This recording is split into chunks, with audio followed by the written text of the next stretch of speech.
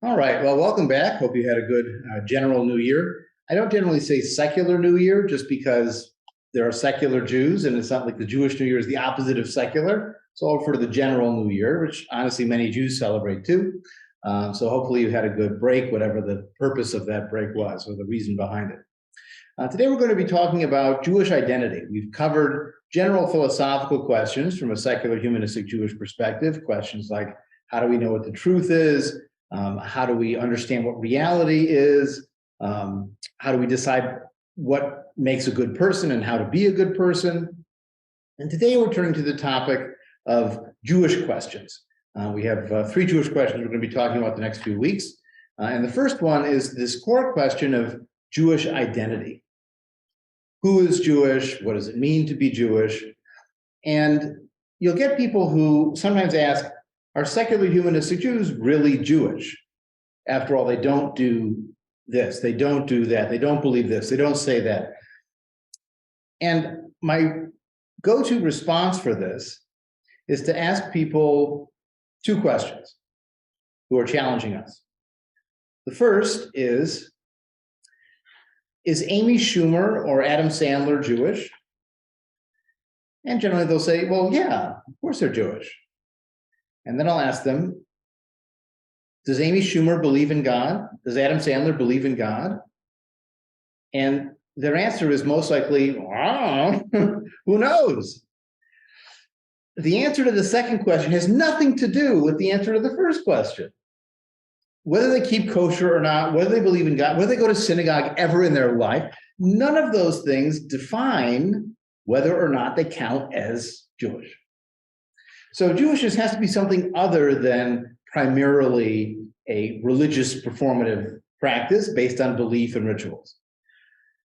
But sometimes you'll get people who say, well, I know so-and-so is Jewish because they look Jewish.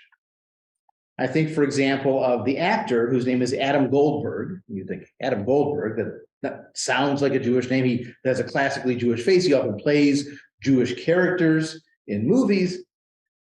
It turns out his mother is not Jewish.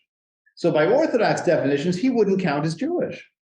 I don't know if he's gone through a conversion or not. My guess is he hasn't bothered because the social verdict is Jewish in part because he, quote, looks Jewish. But what do they mean? What do people mean when they say someone looks Jewish? It often means that they look like an Ashkenazi Jew, like a European Jew, generally from Eastern Europe, sometimes from Central Europe or Western Europe. That's what looking Jewish is thought to mean. Now, I have a number of goals for my career, but one of them is that in the next 20 years, by the time I retire, people will stop saying that so-and-so looks Jewish. Or the concept of looking Jewish should be meaningless because Jews look like all kinds of people. If you look at Jews from the Middle East or Ethiopian Jews or people who've converted to being Jewish or who are adopted into the Jewish family, Jews look like all kinds of people. And I'll just show you some examples right now. So here are some cases of people who are Jewish, and then you'll have to decide whether they look Jewish or not. So here we have what you might think of as this is a classical what Jews look like, right? Old man, generally white as we understand racial categories, long beard, dressed in the traditional practice. That's what Jews look like, right? In fact, that's what rabbis look like. If you Google rabbi in a image search engine, they'll get a lot of people looking like that, even though many of the people who look like that are not rabbis. They're just Hasidic Jews. And very few people look like women rabbis, for example, in those images, when half of the people being ordained as rabbis from the Reform, Conservative, Reconstructionist, and humanistic movements, and Jewish renewal as well, are women, or non-binary for that matter. So, this is the old model of what looking Jewish was. But this is also someone who looks Jewish. She's most likely from North Africa, just based on coloring. People have noticed her nails are really well done too, which is an interesting detail. She's dressed in the Israeli army uniform, right? Probably on duty somewhere or on a photo shoot looking like she's on duty somewhere. But this is also someone who looks Jewish in some way. Now, here are a number of Ethiopian background Jews who are living in Israel and have for the last 30 plus years, even 40 years now, going back to the mid 80s. And they are also Jewish, and they've been Jewish for generations.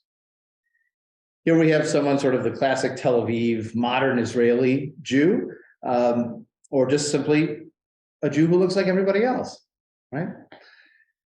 Now, we also have this man. He's an African-American Jew. He goes by the pen name Ma Nishtana, which means what's different about this one, like the 4 questions that you'd hear at Passover. He's an Orthodox Jew from African-American background. And then here we have some pictures of some Russian Israelis who are also Jewish, who look somewhat Russian, and certainly have a Russian-style haircut at least. You can guess which one of those is not the Russian Jew, probably the familiar face in the middle. And then the last one is this woman, who is the head rabbi of one of the largest Reform synagogues in the world, a central synagogue in New York City. Her name is Angela Bukko. She's actually both a rabbi and a cantor. She sometimes jokes and calls it a ranter. It's a little bit of both. But she's a rabbi of it. So what does it mean to look Jewish when the rabbi is part Korean and part Ashkenazi Jew by her own biography, and all these other faces are also Jewish? So I really hope we can get past this concept of looking Jewish to some other sense of what it means to be Jewish. After all, the question of who is a Jew really is begging another question. What does it mean to be Jewish? How are you going to define who is Jewish if you don't know what being Jewish is? And Jewishness began as a national identity. The Jews were the Judeans. There was a place called Judah, and the people who lived there were the Judeans, or Yehudim, in their own language of Yehudit. They were based around Jerusalem. They had a particular god they worshipped. That was their identity. It was national, which had a national religious cult common to just about everywhere in the world at the time this was happening, around 500 or 600 BCE. Now, what changed them was, after the destruction of Jerusalem around 586 BCE, they were taken into exile. But they maintained their Judeanness, even though they weren't in Judah anymore. When they returned from exile and they rebuilt their temple in Jerusalem, some of them stayed in Babylon, where they had been taken into exile. They created diaspora, spreading out of the Judeans, where they maintained a loyalty to Jerusalem, but didn't have to live there to have their Judean religion and their Judean identity. There's actually a phrase that's used during the time of the high priest Ezra, who's rebuilding the temple in Jerusalem, where he refers to the holy seed. Now, that's really what it means to be Jewish in this period. It's a ethno-religious identity. Holy in the sense of sacred and divine, and seed in the sense of biology and ethnicity. So for most of Jewish history, certainly in the diaspora after the destruction of the Second Temple in the 1st century of the Common Era, so most of Jewish history, in fact, Jews lived with this ethno-religious identity, where they had a sense that they were a particular people, set apart, Am Yisrael, the nation of Israel, but really the people of Israel. And they also had a particular religion attached to that people identity that included ritual practices, a covenant with a god, prayers to recite, beliefs to hold, and so on. So it really was a combination of those two. Now, it really isn't until the possibility of Jews becoming citizens and integrated with their surrounding cultures that consensus of ethno-religion begins to break down. Because now Jews have the opportunity to not just to have their own national group identity, but to be part of a political nation in France, in the United States, in Germany. And so they began to say, well, what is our Jewishness going to be? If we're not really Jewish nationality, maybe we can have this concept of ethnicity as a new version of that. Maybe we're primarily a religion and we're not really a nation anymore. In fact, one of the famous statements of the American Reform Movement in 1885 said, "We are purely a religious community. We no longer consider ourselves a nation," because they wanted to be fully American. Or maybe we're something else. Maybe it is biology, maybe or some other kind of concept we can use. It's this Enlightenment and emancipation period from, let's say, the 1700s in through the early 1900s that really fractures this into many options. So today, some people would still define Jewishness as primarily a religion, even if it has other pieces to it. It's based on things you're supposed to believe, ritual practices you perform about purity and other parts of life, blessings and prayers said at certain moments, scheduled during the day, over certain foods, and so on. A whole set of dietary laws of what you're allowed to eat and not allowed to eat, and holidays and life cycle events, as every religion prescribes holidays, and life cycle events. So for some people, being Jewish is primarily a religion. For some people, it's primarily biology, a sense of shared ancestry. We have a family tree, and some claim it goes all the way back to Abraham in the Bible. Others might just claim it goes back as far as Ancestry.com can reconstruct their family tree, and that's enough for them. They have a sense of descent from a common source. People even do genetic studies, and these companies will tell you you're 36% Ashkenazi Jewish, or you're 42.2% Mizrahi Jewish and Middle Eastern Jewish. How accurate these are is up for debate, and how much of it is marketing versus accurate genealogical study. But the reality is that for some people, this is really meaningful. I mean, I see on social media all the time people who say, I did this genetic test and I found out I was 5% Ashkenazi Jewish, and what does this mean to me? And this sort of changes everything. And does it really? Well, I mean, maybe, I'm not going to tell you not to think that way, but for some people, the gene part is really important. Now, of course, we have to be careful with the biology and the gene thing, because that was also an approach that the Nazis took in their racial anti-Semitism. Seeing Jews as having even one grandparent was enough to contaminate the bloodlines and created all kinds of other problems. Looking for genetic purity has its own kind of distaste in our 21st century setting. Now, for some people, it's a more fuzzy concept of heritage and culture. So it can include Jewish language, Jewish food from your family or from other branches of the Jewish family, Jewish art, Jewish clothing, Jewish music, and it includes holidays and life cycle events, but maybe in a more open, evolving sense. After all, while religion might come down from a mountain and tell you what to do forever, culture changes over time and is influenced by different places and has different expressions in different climates and so on. So maybe Jewishness as a heritage and culture is a more open category that will draw on the religion but not be limited to the religion. And then there's this nebulous concept that people have talked about more recently called amiyut, which is a made-up word in Hebrew, or peoplehood, whatever that means.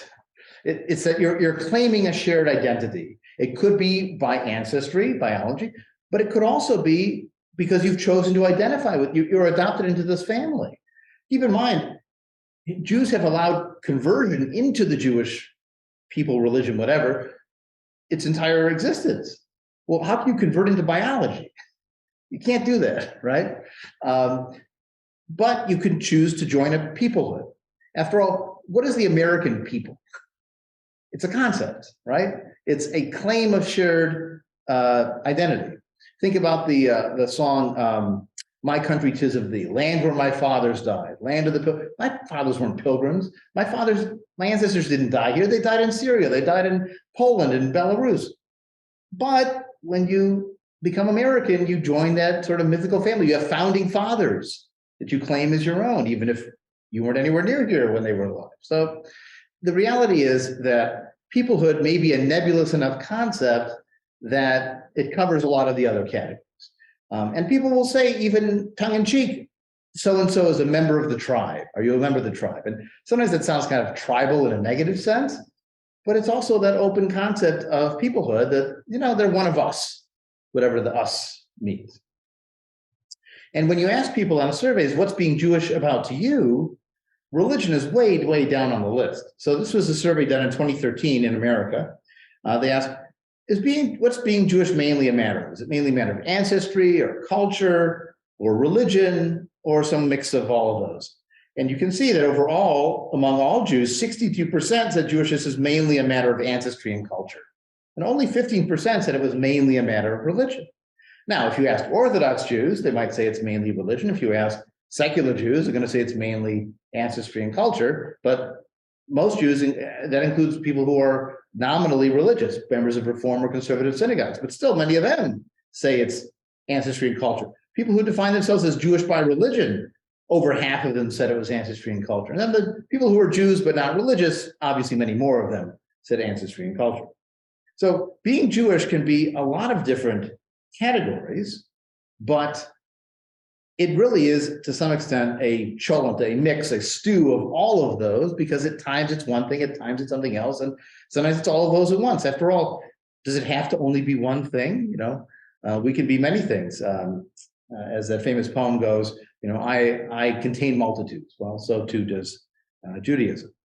Now, in the modern Jewish world, we have a wide variety of Jewish denominations or approaches to being Jewish. I sometimes will describe them as streams, because they have a common source but branch off in different ways. Or I'll even sometimes use the metaphor of flavors, because who's to argue about taste, right? When I was growing up in Detroit, there were like 3 or 4 flavors of bagels, and that was it. There were egg, plain, raisin, and salt, and those were your options. And now you go to a bagel store and you'll find Asiago cheese and chocolate chip and blueberry, and there are still purists out there who say that isn't really a bagel, like putting up the fences.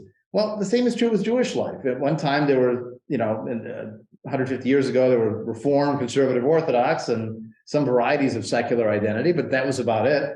And nowadays, there's something called Reconstructionist and Renewal and Humanistic and Zionist, and et cetera, et cetera. There's all these different labels you can put on to modify how you're doing your Jewish. And some will say that's not really Jewish, and some will accept it. But if you treat it like flavors and bagels, then, it's not a matter of judging one or the other. And the difference is not who's better or worse, or even who does more or less. It's about choices. So, for example, the most Orthodox spend a lot of time studying religious law. They spend very little time listening to modern Israeli pop music or reading modern Jewish poetry or feminist poetry, right? Well, Jewish feminist poetry might be really meaningful to us. That might be what we do on Shabbat. Read a lot of that instead of reciting the same prayers over and over again. So we're all making choices from the Jewish library, just different groups are going to choose different options. So, to give you an overview of all the denominations in the time we have today is not realistic, but I do want to highlight some of the major features of each of them, just so you can get a flavor for the options that are out there in the Jewish world. And you can certainly investigate these more on your own. So just to do it in alphabetical order, because that's as fair as anything else, you'll often hear it listed as Orthodox, Conservative, Reform, and like descending order of seriousness, but don't do that. Do it alphabetically. So first is conservative. And the conservative movement was actually a response to the Reform movement. That's why it's called conservative.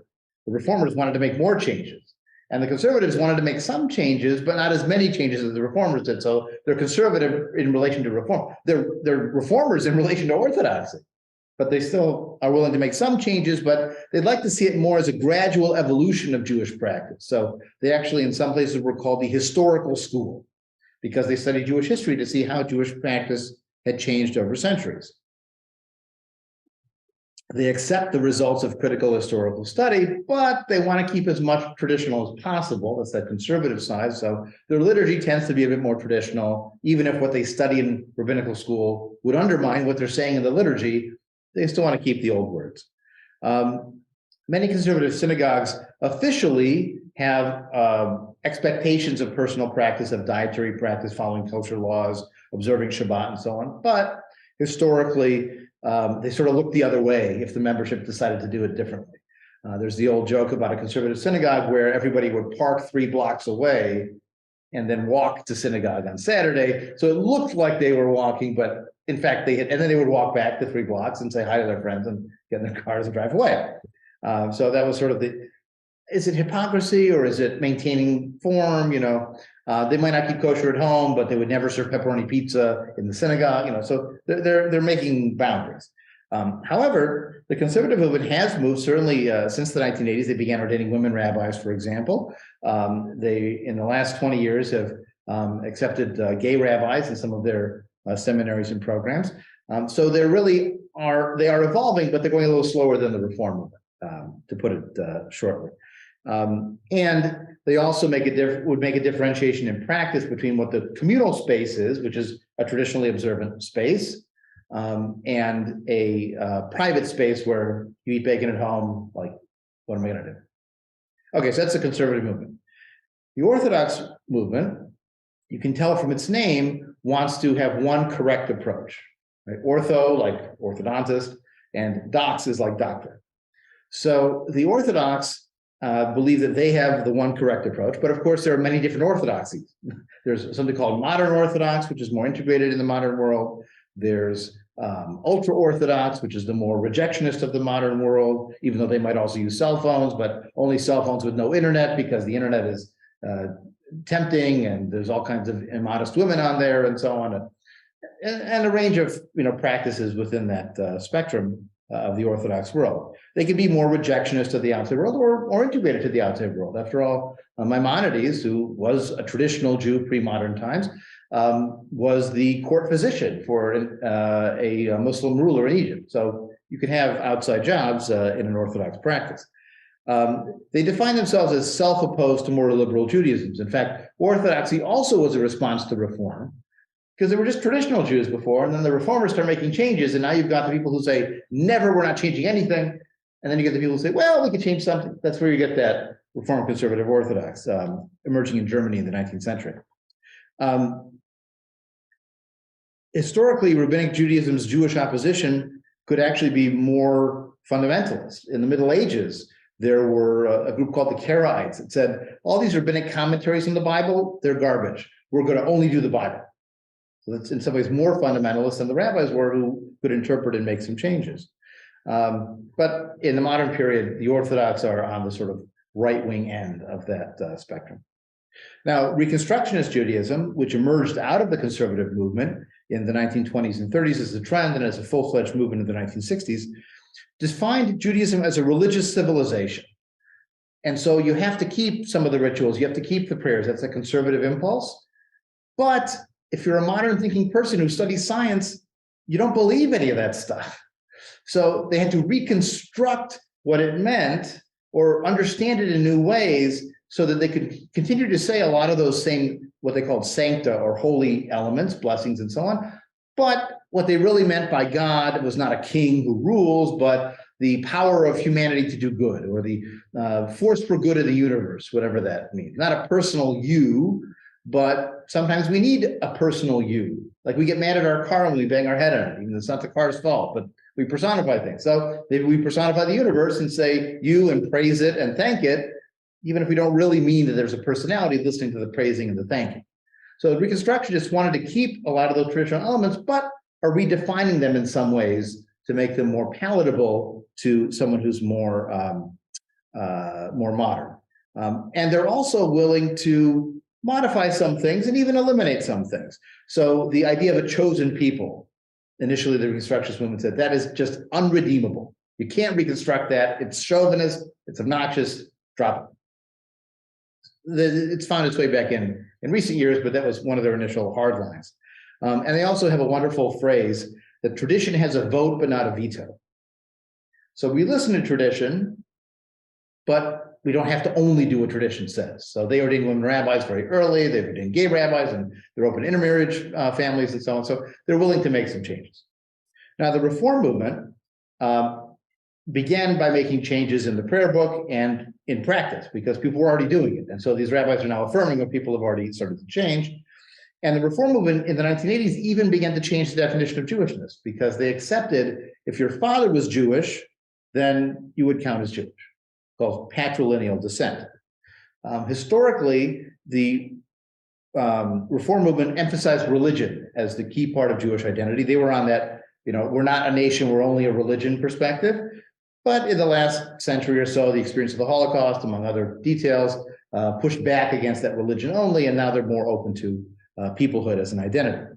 They've also been gender equal longer than the conservative movement. They ordained rabbis beginning in the 1970s who were women.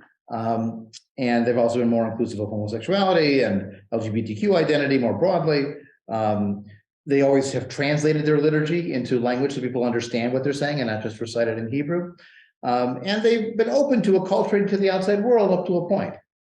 They don't want to vanish. They want to maintain a Jewishness, but it's okay to dress like the outside world, to speak that language daily, and given by practice, even to marry people from that outside world. It's still officially not allowed by the Rabbinic Association, but half of the rabbis do the weddings anyways and don't listen. So it's a more open community. And they're at home in their national identity as Americans, as Germans, or whatever. The Jewish renewal movement is a new age phenomenon starting in the 1960s and 70s. It's a much more meditative and personal spiritual exploration focused. You do retreats and you might do mandalas and walking meditations and so on in a Jewish renewal setting. You'll hear a lot more drumming in a Jewish renewal setting than you would hear at a Reform temple, which is more sort of formalized. And they emphasize the sort of emotional expression over fixed liturgy. So if you just say the name of God over and over again, that might be enough for a renewal service, as opposed to reciting the whole prayer book every time the same way every time. And they've definitely been progressive on gender identity questions and inclusiveness. And then when we talk about secular humanistic Judaism, we've also shifted this Jewish identity question a bit, because we agree with the Reconstructionists that it's a culture and civilization.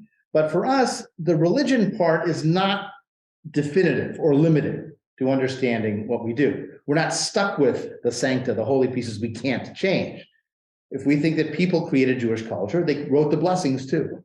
And so if we need to change them, we can. If we feel more inspired with new words, we can do that, or we can adapt it in kind of I sometimes say a jazz riff on the old versions, and that will be more meaningful to us. It has the echoes of the past, but also has the integrity of what we believe.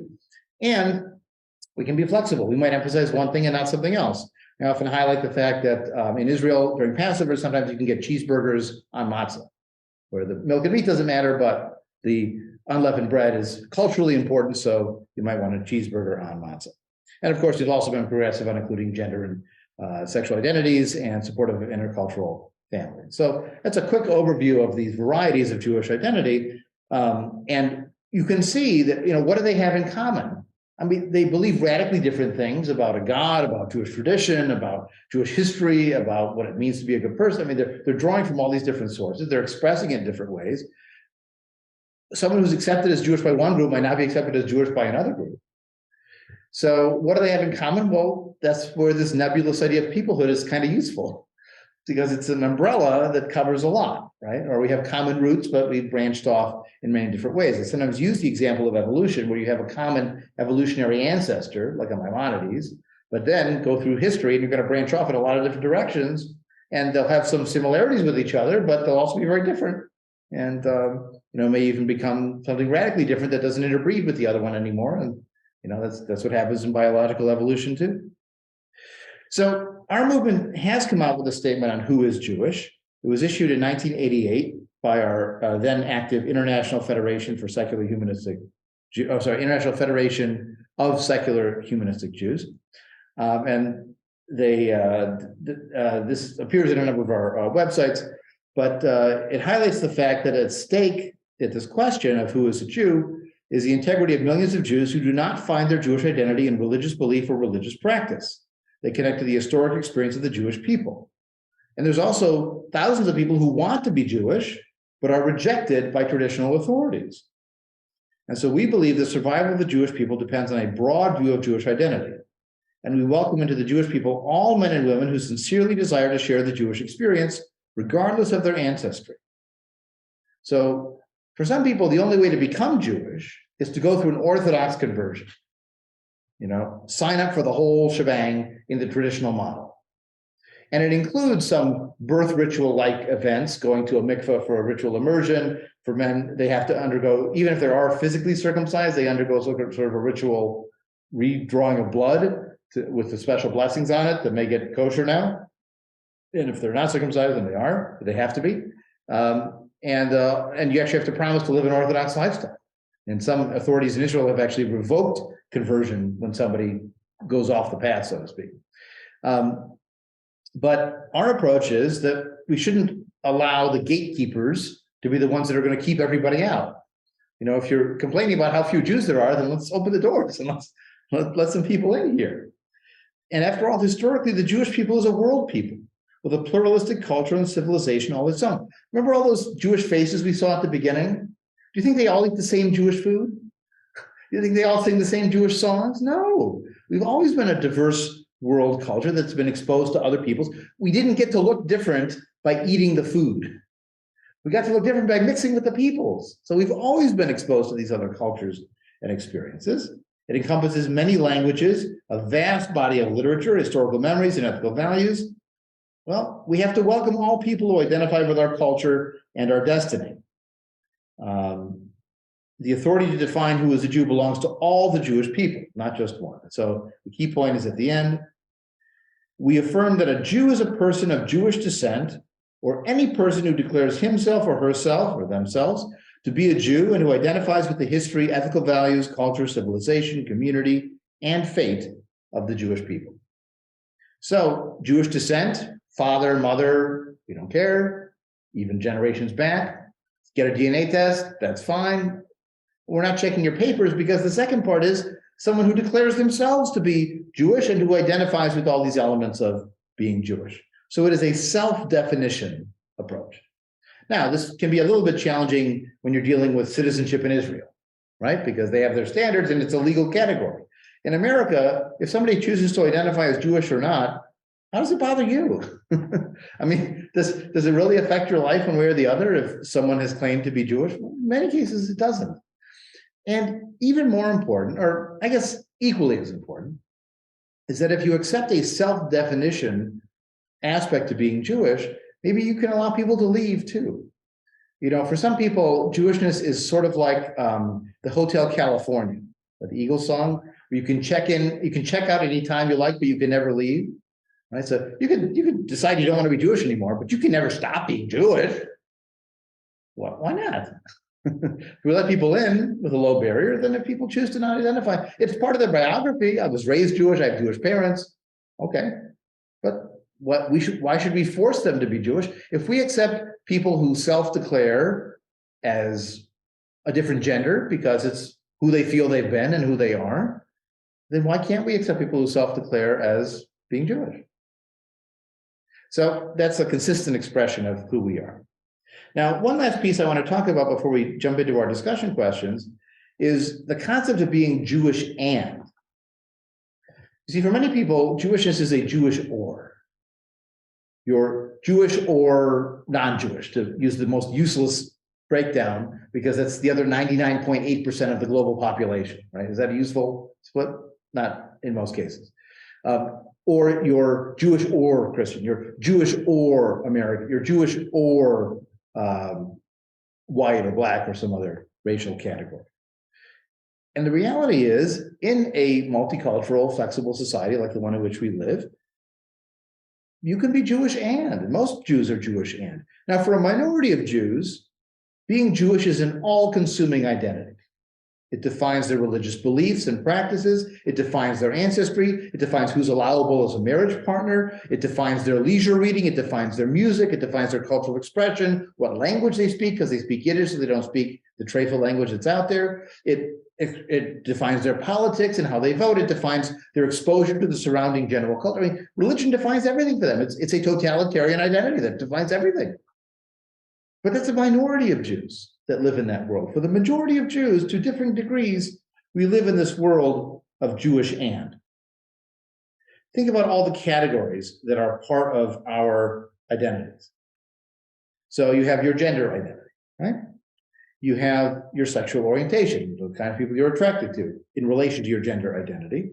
You have your socially accepted category of race or color. You have what age you're in or even what generation you're in, or those are defined. What's your primary language that you speak? What's your university experience? You see, being Jewish and each of these categories makes a difference. Being Jewish and a senior citizen is different than being Jewish and a Gen Z. What sports teams do you root for? For some people, it's a core part of their identity. What country do you live in? What's your citizenship? And those might not be the same, you know.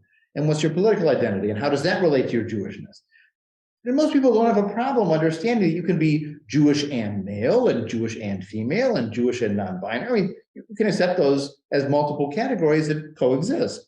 I mean, in my own case, I'm male cisgender, meaning I'm the gender that I was raised and born as and identified as. I'm straight, I'm married with 2 kids. Again, being Jewish and married, or being Jewish and kids is a different experience. I'm publicly identified as white. Not by white supremacists who would call me Jewish and say I'm not white, but by police officers, by loan officers, and by my need for sunblock at the beach, I'm definitely white. I'm age 47, called Gen X, whatever that means. I grew up speaking English, but I've learned other languages since. I attended Yale University, University of Michigan. I root for Detroit sports teams because I grew up there, even though I live in Chicago, and that's like my diaspora exile experience when it comes to sports fandom. I'm an American citizen, and I generally vote on the left politically. So here's an example of this Jewish and expression. Here's a pride flag with the pride colors for LGBTQ support with a Jewish star. And this Jewish and is an expression of being LGBTQ and Jewish. And for some people, this is unacceptable. Sometimes people on the left who sympathize with the Palestinian cause have banned this flag from pride marches, from the something called the Dyke March that was in Chicago, banned this a couple of years ago because they felt it was imperialistic, colonialist, whatever, and it was unacceptable for them to do this. An Orthodox Jew would also object to this. Certainly an ultra-Orthodox Jew, and there have been cases of pride parades in Israel attacked by ultra-Orthodox Jews who find it unacceptable. So most of us would accept this, but there are some who reject it on either end of the spectrum. Now, that's the question of being Jewish and in different categories, right? You know, sports fandom and ethnocultural religion, those are different. But could you be two ethnicities? Jewish and Jamaican, Jewish and Chinese. Well, it depends on your parentage, right? You know, if you have one parent who's Japanese and one parent who's Jewish, there's actually a whole Facebook group called Jupanese, about people who have roots in both cultures. I do plenty of Hindu weddings, which is one Hindu partner and one Jewish partner. So there are lots of ways you can be part of two ethnicities, and you don't have to pick one or the other. You're really both. If you say you're half, I mean, some people like the term being half one and the other, but other people say, which half? Like, my left side, my top side, what half? I'm both all the time. Now, can you be two religions?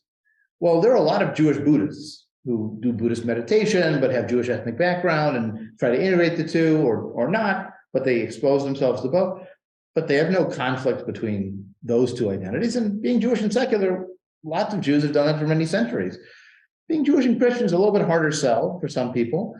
Because of the history of animosity between those groups and the persecution and rivalry claims and sometimes conflicting theological claims.